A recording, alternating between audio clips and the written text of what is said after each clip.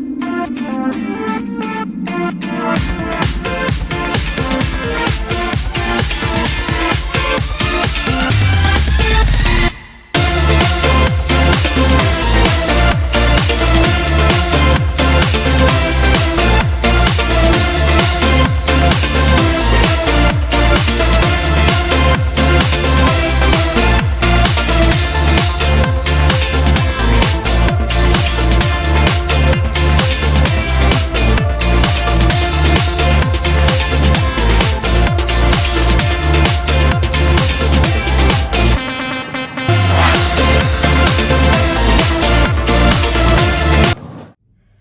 Guys, welcome back to my channel and स्वागत है आपका एक और नई वीडियो में।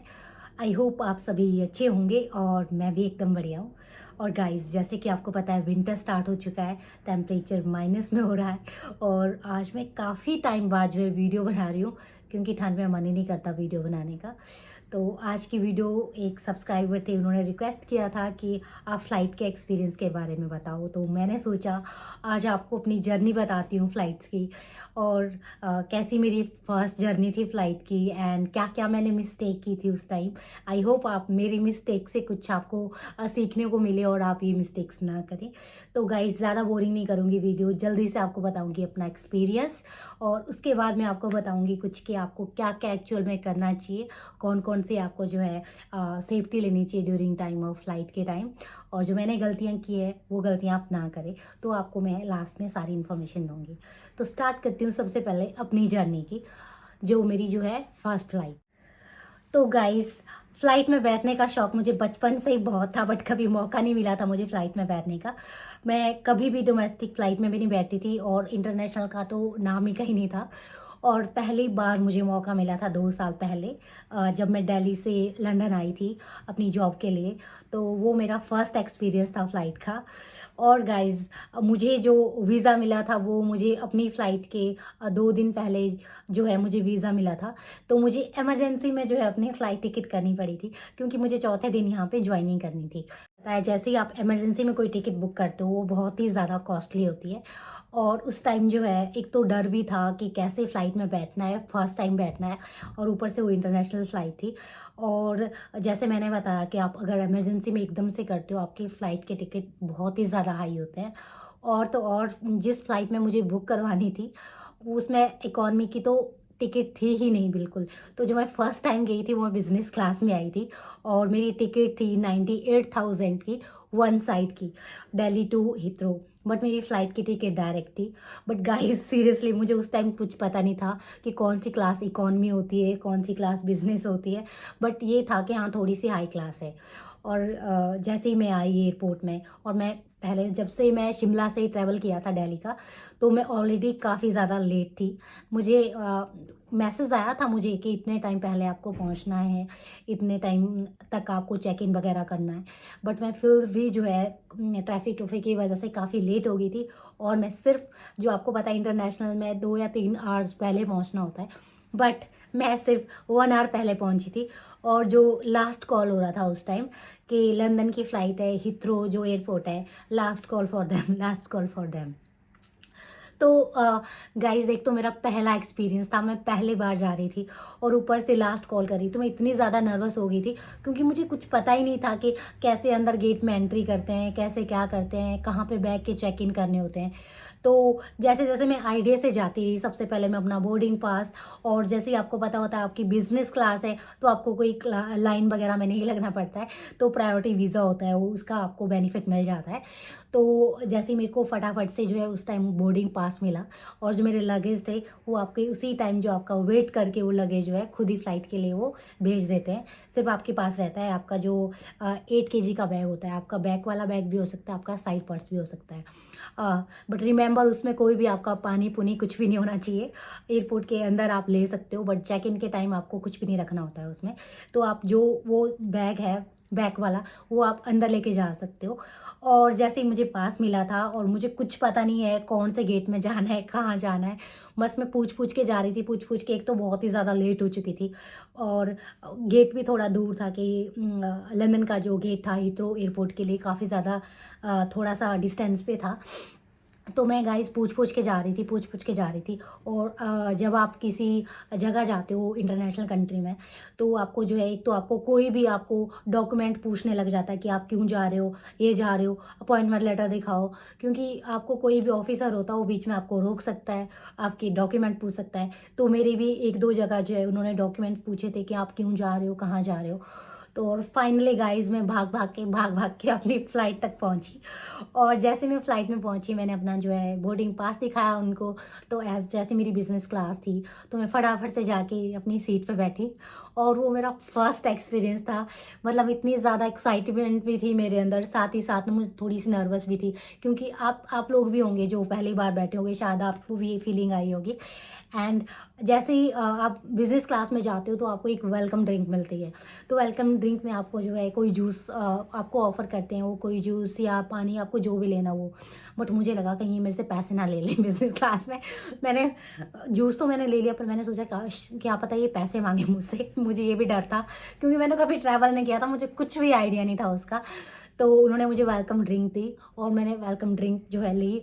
उसके बाद में फटाफट से मेरी excitement, I was looking outside, like कैसा फील होता है, मतलब जो फील था फर्स्ट टाइम का। आई होप जिसने पहली बार फ्लाइट में सफ़र किया हो वो सब को रिलेट कर सकते हैं मेरे साथ वो सारी चीज़ें। वो मेरा हुआ था।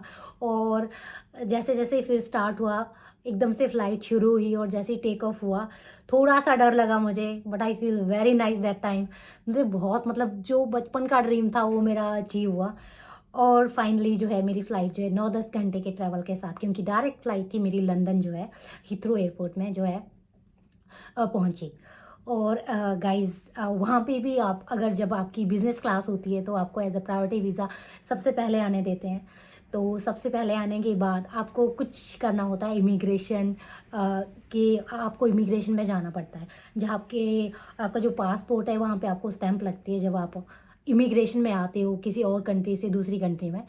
तो लाइन के बाद जैसे ही मैं बाहर आई तो मैं डायरेक्ट इमिग्रेशन के बाद सीधा ही मैंने एग्जिट कर लिया, अपना लगेज कलेक्ट करने के बिना।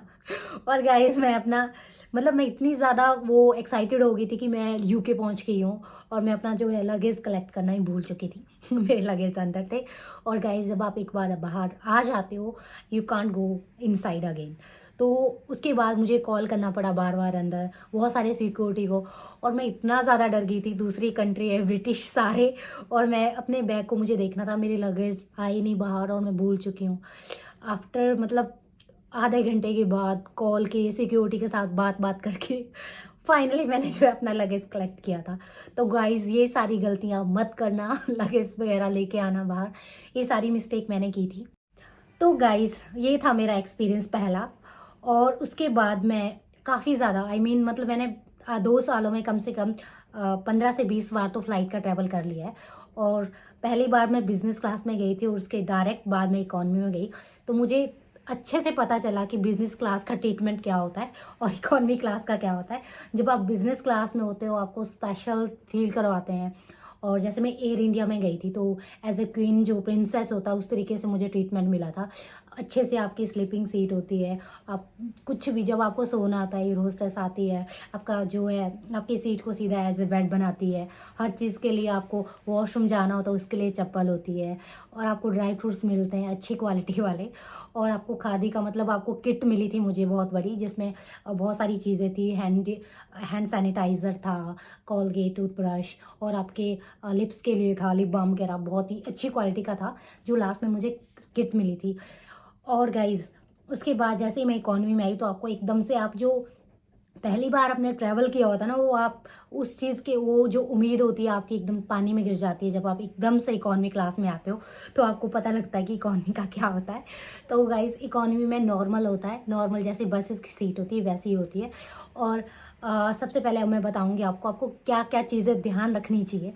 सबसे पहले गाइस जब आप ट्रैवल कर रहे हो, अगर आपको डेट पता है कि आपको किस तारीख को जाना है, बेटर है आप पहले जो है अपनी सीटें कंफर्म कर लो, आई मीन टू से बुक कर लो, ताकि आपको थोड़ा चीपर रेट में मिल जाए वो। और गाइस बिजनेस क्लास कॉस्टली होती है बट आपको ट्रीटमेंट भी इस तरीके से ही मिलता है। और मैं तो ज़्यादा बोलूँगी ट्रैवल में पैसा ना खर्चे, इकॉनमी ठीक रहती है अगर आपको ट्रैवल करना हो। और जब भी आप इंटरनेशनल में जाओ तो आपको 2 से 3 घंटे पहले आप एयरपोर्ट पे ज़रूर पहुंचो, क्योंकि आपको पता लगता है कि आपको कहाँ जाना है कैसे, तो आप ठंडे दिमाग से अच्छे से कर सकते हो। और गाइस, आपको सारी इन्फॉर्मेशन दी होती है, आपने किस फ़्लाइट में जाना ऑलरेडी आपको जो वहाँ पे शो हो रहा होता है कि कौन से गेट नंबर पे फ़्लाइट आएगी और कौन सा गेट जो है कितने बजे खुलेगा, एंड एवरीथिंग आपको वहाँ पे मेंशन किया होता है।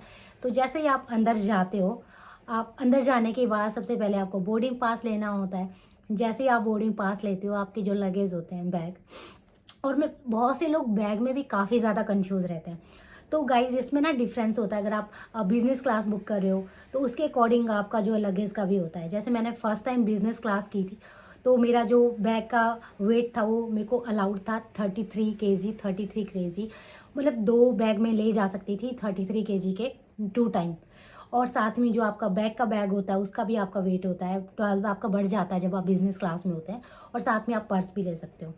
तो गाइज, जैसे ही आप अंदर, और इकोनॉमी में आपका होता है 23 kg, बट डिफर करता है कि आप कौन सी फ्लाइट में ट्रैवल करते हो, उसके अकॉर्डिंग भी होता है। और आपको ज़्यादा ले जाना हो तो आपको पैसे पे करने पड़ते हैं एक्स्ट्रा। और जैसे ही गाइज आप अंदर जाते हो, आप बोर्डिंग पास लेते हो, आपके जो लगेज होते हैं वो आप उसी टाइम आपसे सेपरेट हो जाते हैं, मतलब वो आपको आपके फ़्लाइट में सेंड हो जाते हैं। फिर आपको वहीं पे रिसीव करने होते हैं जहाँ का आपका फ़्लाइट बुक हुआ होता है। तो उसके बाद आपको अपना जो हैंड बैग होता है वो आपको अंदर ले जाना होता है। और मेक श्योर आप जब हैंड बैग लेके जाओ उसमें कोई भी लिक्विड मत लेके जाओ, कुछ भी आप अपना जैसे हम लोग जाते हैं ऑयल, घी और अचार वगैरह लेके जाते हैं, तो ऐसी चीज़ें बिल्कुल भी ना लेके जाए। वो आप जो है लगेज होते हैं उसमें फोल्ड करके अच्छे से बीच में डाल दें, कुछ भी ना लेके जाए उसमें। और उस टाइम जब आपकी चेक इन होती है तो आपकी वॉचेज़, फ़ोन वगैरह सारे जो है सेपरेटली आपको उतारने पड़ते हैं, और आप चेक इन के टाइम आपको बाद में दे देते हैं वो। और जैसे ही आप चेक इन करते हो आपको सब कुछ दिया होता है कि कौन सी आपकी फ़्लाइट है और कितने नंबर पे है, ये सारी चीज़ें आपको लिखी होती है उस पर। और आप आराम से जाते हो अंदर, और आराम से जाने के बाद बहुत सारी शॉप्स भी होती है, किसी को परचेजिंग करनी होती है तो वो परचेजिंग भी कर सकते हैं। जैसे मैंने बताया, पानी की बॉटल वो अंदर खरीद सकता है, बट बाहर वाली पानी की बॉटल अलाउड नहीं होती है। तो गाइस, ये सारी चीज़ें होती है। और आप जैसे ही जाते हो, जैसे आप इंटरनेशनल के लिए हो तो उसके बाद आपको जो है जहाँ पे आप पहुँचते हो, जैसे मैं इंडिया से लंदन आई थी तो मुझे लंदन में जो है यहाँ पे इमिग्रेशन में जो है यहाँ पे स्टैंप लगती है आपके पासपोर्ट पे, और आपसे कुछ इन्फॉर्मेशन पूछते हैं, नॉर्मल से क्वेश्चन, आप क्यों आए हो यहाँ पे, क्या है यहाँ, कहाँ जॉब करते हो एंड ऑल। इमिग्रेशन को थोड़े नॉर्मल से क्वेश्चन होते हैं। उसके बाद आपको अपना लगेज कलेक्ट करना होता है, दैट्स इट, और कोई कुछ भी नहीं होता है। और रही खाने की बात, अब बात करते हैं खाने की। तो मैंने यहाँ पे जो है इंडिया से लंदन का मैंने एयर इंडिया में ट्रैवल किया है। यहाँ पे मैंने ब्रिटिश का भी किया है और टर्किश एयरलाइन भी की है। तो सारी एयरलाइंस अच्छी है, बट मैं प्योर वेजिटेरियन हूँ तो मुझे एयर इंडिया का जो वेज खाना है थोड़ा ज़्यादा अच्छा लगता है। बाकी का जो वेज होता है मुझको बॉयल्ड वाला होता है तो इतना मुझे पसंद नहीं आया। और बात करते हैं सीट की, तो मैं एयर इंडिया का एक्सपीरियंस है मेरा इंटरनेशनल का, तो सीट अच्छी होती है पर डिपेंड करता है। जैसे इस बार मैं इंडिया गई थी तो जाते टाइम सीट बहुत ही ख़राब मिली थी, और जब आते टाइम थी तो आते टाइम जो अच्छी सीट मिली थी, खुली वगैरह। तो बेटर है अगर आपको खुली सीट लेनी है तो आप बीच वाली रो लो, अदरवाइज़ विंडो भी अच्छी सीट होती है विंडो, बट कई बार आपको कंजस्टेड आ जाती है और कई बार आपको खुली सीट आती है। तो डिपेंड करता है आप मतलब आपको कौन सी सीट मिलती है। तो ये सारी चीज़ें थी जो मैं आपके साथ शेयर करना चाहती थी। आई होप आपको थोड़े बहुत टिप्स मिले होंगे आपको क्या क्या कैसे कैसे करना चाहिए। बट फ्लाइट मैं बोलूँगी आपको, आई कांट सजेस्ट कि ये फ़्लाइट अच्छी है, ये फ़्लाइट अच्छी है, क्योंकि सारी फ़्लाइट का जो है अलग अलग होता है। कई बार एयर इंडिया अच्छी होती है उनकी सीट, और कई बार जो है दूसरी टाइम आपको नहीं मिलेगी। सेम विस्तारा का भी अच्छा, विस्तारा अच्छी फ़्लाइट है, बट सेम कई बार आपको अच्छी मिल सकती है, कई बार आपका एक्सपीरियंस ख़राब भी हो सकता है। तो डिपेंड करता है फ़्लाइट टू फ़्लाइट और आपके टाइम पर आप किस टाइम जो है ट्रैवल कर रहे हो। तो ये सारी चीज़ें थी मेरी और मेरे एक्सपीरियंस की। आई होप आपको जो है अच्छा लगा होगा मेरे एक्सपीरियंस सुन के। बहुत से लोग होंगे जो ऑलरेडी फ़्लाइट में जा चुके होंगे, और बहुत से लोग ऐसे होंगे जो फर्स्ट टाइम जो है ट्रैवल करेंगे।